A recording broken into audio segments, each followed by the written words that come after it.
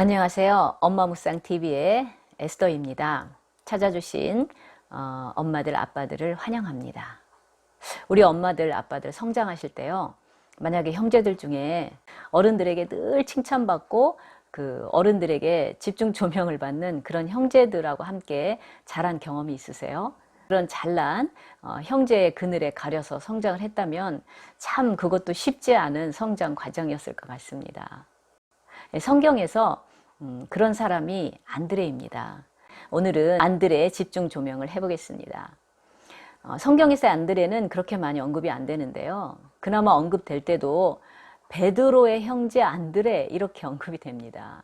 또 베드로하고 같이 언급이 될 때는 항상 베드로가 먼저 언급이 돼요. 그래서 개역개정에서는 베드로의 동생 안드레 이렇게 의역까지 하지요. 하지만 그 동생이라는 그 헬라어 아델포스는 단순히 형제입니다. 그럼에도 불구하고 말씀드린 정황상 안드레는 베드로의 동생이었던 것으로 볼 수 있습니다. 그런데 사실은 항상 그 잘난 형인 베드로의 그늘에 가려 있었어요. 자, 안드레를 좀 더 살펴보기 위해서 잠깐 오병이어 현장으로 다시 돌아가 보겠습니다. 자, 사람들이 많이 배고파요. 예수님께서 시험하시기 위해서 빌립에게 물어보시죠. 계산이 아주 밝았던 빌립은 예수님께서 어디에서 이 사람들을 위한 떡을 구할 수 있는가? 라고 물으실 때 돈이 있어야 떡을 살 거 아니에요. 그러니까 얼마의 돈이 필요합니다. 이렇게 대답을 해요. 상황이 난감해진 거예요. 이런 대화를 조용히 듣고 있던 안드레가 바로 오병이어 도시락을 가진 소년을 예수님께 데려가죠. 그래서 문제가 해결이 됩니다. 형 베드로처럼 아주 힘겨운 직업인 어부의 생활을 하면서도요, 진리에 상당히 목말랐던 사람이었던 것 같아요.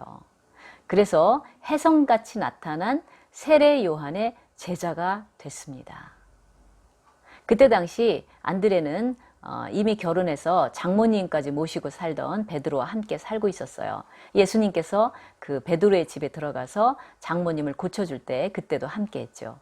또 베드로, 요한, 야고보가 예수님께서 그 당시에 그 건축광이었던 헤롯이 예루살렘의 성전을 그 솔로몬이 지었던 그 성전처럼 그러한 영광스러운 성전이 되게 하도록 하기 위해서 공사 중에 있었습니다. 근데 예수님께서 이 성전이 곧 무너뜨려질 거란 예언을 하세요. 그러니까 야고보, 요한, 베드로와 함께 언제 그러한 일이 일어날 겁니까? 하고 물어보는 사람 중에 하나였죠. 이런 안드레가 세례 요한의 추천으로 곧바로 예수님의 제자가 된 것입니다. 그리고 베드로를 데려왔을 뿐 아니라 나중에는 빌립과 함께 예수님을 만나고 싶어서 찾아온 헬라인들을 또 예수님께로 데려갑니다. 이렇게 베드로를 예수님께 데려가고 어린 소년을 예수님께 데려가고 또 헬라인들을 예수님께 데려가는 개인 전도의 차원에서는 정말 모범이 되는 안드레죠. 그래서 아마 우리 엄마 아빠들도 교회에서나 다른 기독교 단체에서 전도 프로그램이 있어요. 안드레 전도 이런 말을 많이 들어보셨을 거예요. 그러한 근거가 바로 이것을 말합니다. 자, 안드레는요, 예수님의 첫 번째 제자이었음에도 불구하고요, 수제자인 베드로, 야고보, 요한에 들지를 못했어요. 그래도 결코 불평하지 않았습니다. 베드로는 예수님의 제자일 당시에도 얼마나 그 뛰어난 수제자였습니까? 또 예수님이 부활하신 후에는 한 번에 3,000명을 회심시키는 그런 능력 있는 설교가였죠. 근데 우리나라가 군대 문화지 않습니까? 그래서 군대뿐만 아니라 종교 안팎의 다양한 공동체에서도요, 선임자는 여전히 좀 중요한 것 같습니다. 사실 뭐 목회자 세계에서도 그런 일이 없지 않고요, 평신도 세계에서도 그런 일이 없지 않은 것 같습니다. 그런데 안드레는 그러한 개념이 전혀 없었지요. 그것이 전체 공동체의 필요인가, 그것을 지켜보다가 자신이 그 필요에 도움이 될 만한 일을 하는 그러한 사람이었습니다.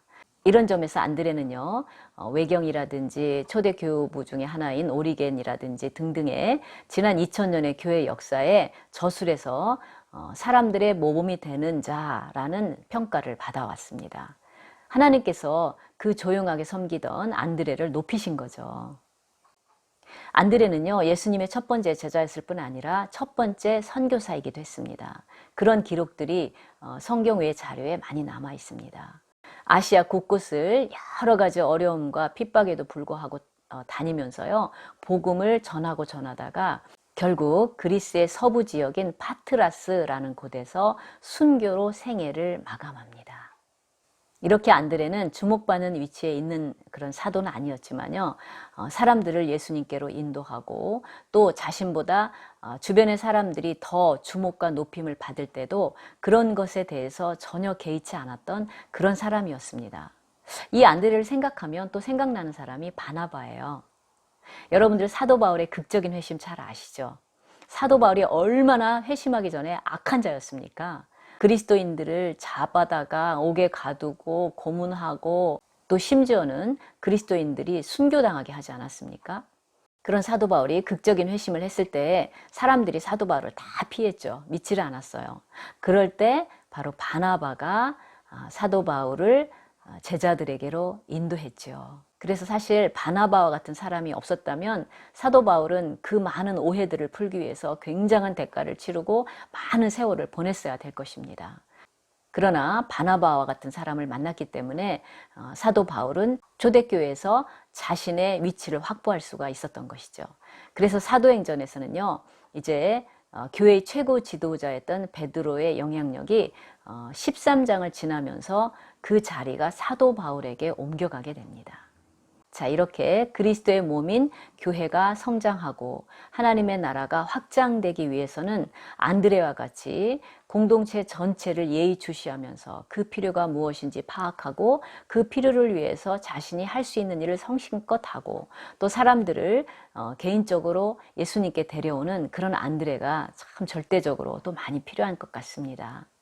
그래서 하나님의 나라라는 큰 나무 전체를 보면서 나보다 더 위대한 사람에게 기꺼이 자리를 내어주고 그렇게 서포트하면서도 결코 불평하지 않는 그런 안드레를 하나님은 이 시간도 찾는 것 같습니다. 사실 베드로나 사도 바울과 같이 그런 위대하고 사람들의 조명을 받는 지도자들은 하나님 나라에 그렇게 많지는 않을 거예요. 그런 하나님 나라에서 더 많이 필요한 사람은 바로 베드로나 사도 바울을 그리스도께로 인도하는 안드레와 같은 바나바와 같은 그런 사람들이 더 많이 필요한 것 같습니다.